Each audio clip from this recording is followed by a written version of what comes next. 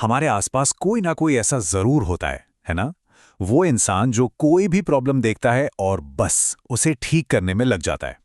तो आज हम इसी फिक्सर की साइकोलॉजी को समझने वाले हैं कि आखिर ये लोग ऐसे होते क्यों हैं। कभी सोचा है कि कुछ लोग मुश्किलों को देखकर भागते नहीं, बल्कि सीधा उनकी तरफ बढ़ते हैं। मतलब वो मदद का इंतजार नहीं करते, वो तो सीधे काम पर लग जाते हैं। चलिए आज समझते हैं कि उनकी इस आदत के पीछे की वजह आखिर है क्या।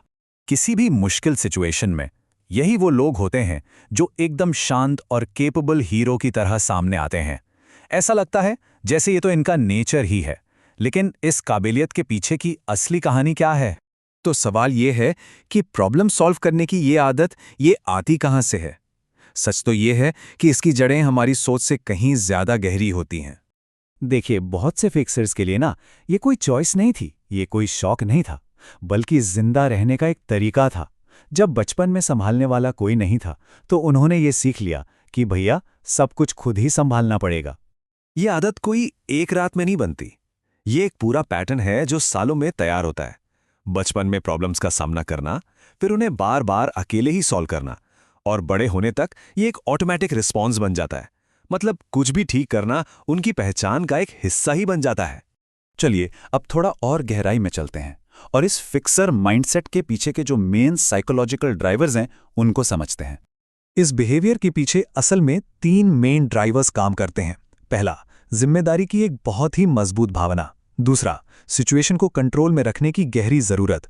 और तीसरा, इमोशंस पर नहीं बल्कि सीधे सॉल्यूशन पर फोकस करने की आदत।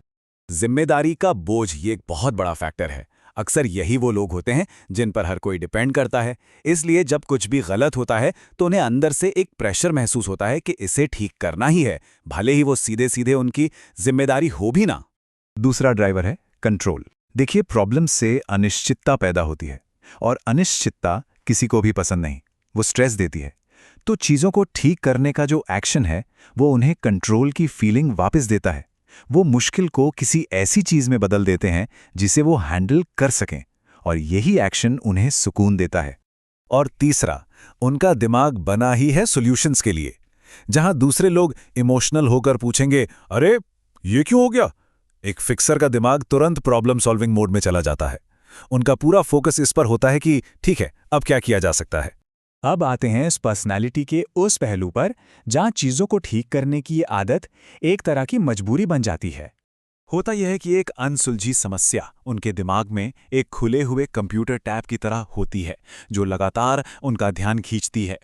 कुछ ना करना उन्हें बहुत अनकंफर्टेबल कर देता है, इसलिए वो फौरन चीजों को ठीक करने की कोशिश करते हैं, तब भी जब सिचुएशन को सॉल्यूशन की नहीं बल्कि सिर्फ थोड़े वक्त की जरूरत होती है। और ये एक बहुत ही क्रिटिकल पॉइंट है। धीरे धीरे चीजों को ठीक करने का ये काम उनकी अपनी वैल्यू, उनकी आइडेंटिटी से जुड़ जाता है। इसे हम कह सकते हैं यूटिलिटी बेस्ड आइडेंटिटी। इसका सीधा सा मतलब है कि उनकी सेल्फ वर्थ इस बात से जुड़ी होती है कि वो दूसरों के लिए कितने यूजफुल हैं। जब वो प्रॉब्लम सॉल्व करते हैं तभी उन्हें महसूस होता है कि वो वैल्यूएबल हैं, और इसी वजह से वो बार बार मदद के लिए आगे आते हैं।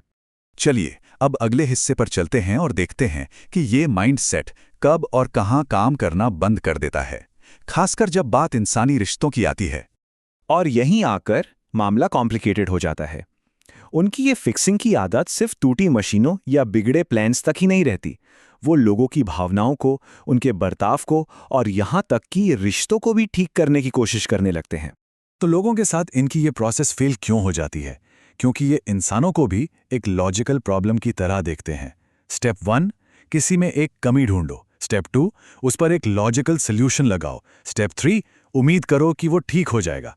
लेकिन इंसान कोई मशीन तो है नहीं ना, और जब लोग उनकी उम्मीद के हिसाब से नहीं बदलते तो उन्हें बहुत ज़्यादा फ्रस्ट्रेशन होती है, बहुत निराशा होती है। और यही उनके फ्रस्ट्रेशन की जड़ है। वो ये समझने में स्ट्रगल करते हैं कि हर चीज़, खासकर इमोशनल सिचुएशंस, कोई ऐसी प्रॉब्लम नहीं होती जिसे सॉल्व करने की ज़रूरत हो। कभी कभी लोगों को सॉल्यूशन नहीं, बस कोई सुनने वाला चाहिए होता है। तो अगर हम इसे समराइज करें तो ये पर्सनालिटी एक दो-धारी तलवार की तरह है। एक तरफ ये लोग मुश्किल समय में कमाल के केपेबल और मजबूत होते हैं, लेकिन दूसरी तरफ इसकी एक कीमत भी है। वो अक्सर अपनी और दूसरों की भावनाओं को नज़रअंदाज कर देते हैं, जिससे रिश्तों में प्रॉब्लम पैदा होने लगती है। तो आखिर में सवाल यही रह जाता है, क्या फिक्सर होना एक सुपर पावर है या फिर एक जाल, एक ऐसी ताकत जो उन्हें असाधारण बनाती है, या फिर एक ऐसी आदत जो उन्हें इंसानी रिश्तों की गहराइयों को समझने से रोकती है? ये सचमुच सोचने वाली बात है।